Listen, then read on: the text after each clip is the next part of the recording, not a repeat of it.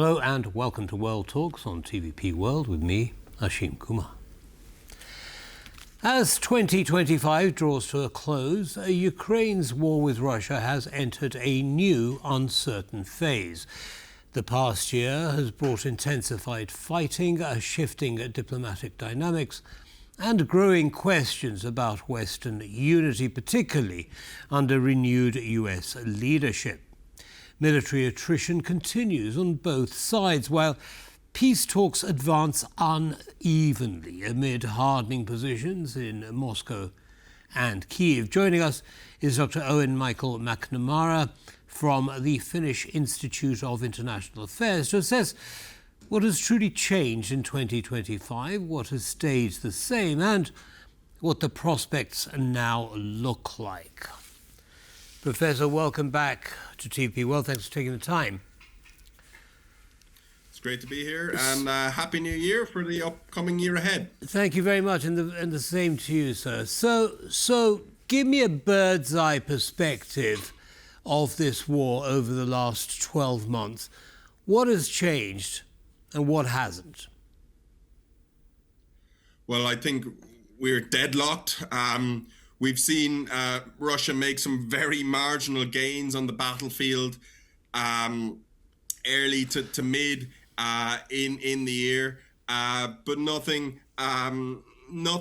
approaching the major strategic objectives it revealed to the world in 2022. From a Ukrainian perspective, weariness is setting in, but very, very importantly, reports out of Ukraine are the resolve of its people is still very much there, still very much burns bright. And they see this situation now keeping going as a much better alternative to surrendering to Russia and letting Russia dominate their society and take away their freedom. So that's kind of the picture of battlefield deadlock. And of course, we've got a lot of international diplomacy going on. Hasn't been too successful, but I'm sure we'll get further into that. We certainly shall. Now, let's start with the battlefield.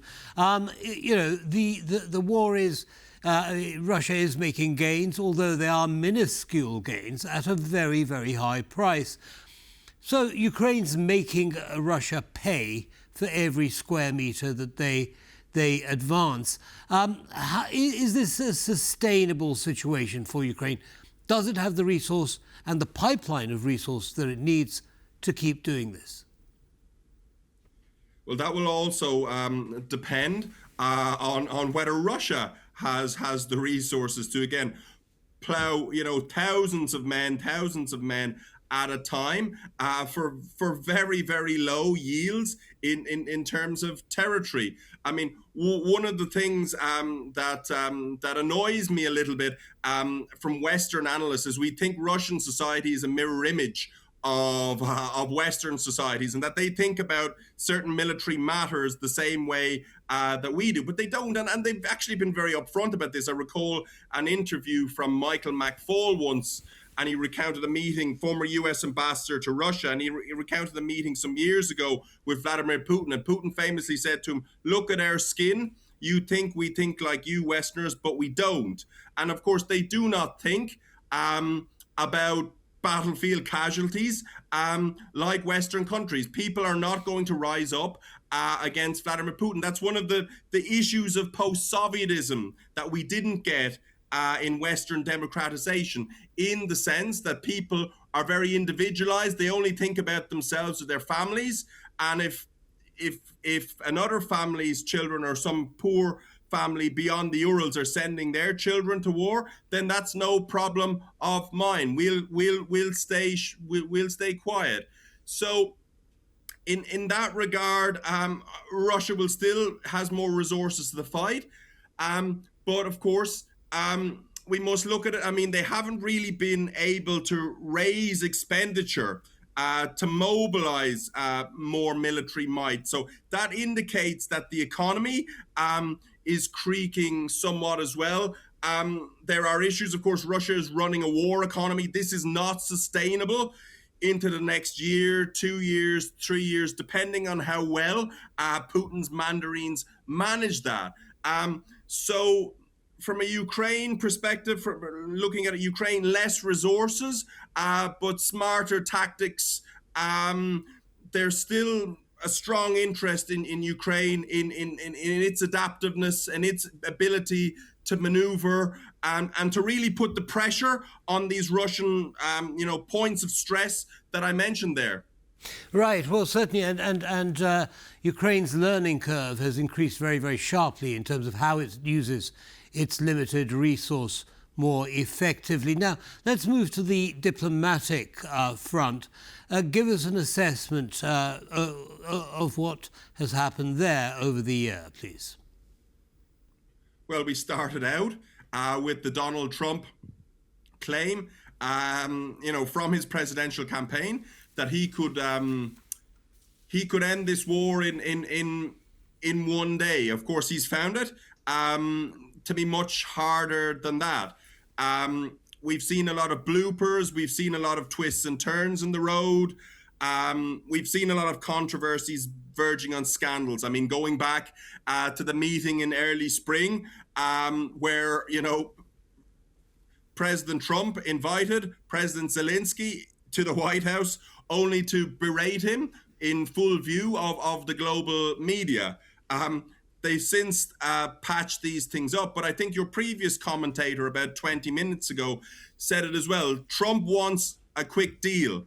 But of course, if you talk to peace mediators, they say, you've got to be in it for the long haul. You've got to have grit. There's so many twists and turns in the road. I think with Donald Trump, he wants a showbiz deal that he can show the world that this happened on his watch, as your previous commentator said. And it's all about him, the great success story. And Who cares if Ukraine surrenders? But of course, those who believe in Ukrainian sovereignty have other things to say. So, well, absolutely, and that's been a theme I think throughout. That's a conversation that's going to continue well into the next year. Very briefly, if you would, Dr. McNamara, 2026 prognosis. A year from now, where are we going to be? Very quickly, please.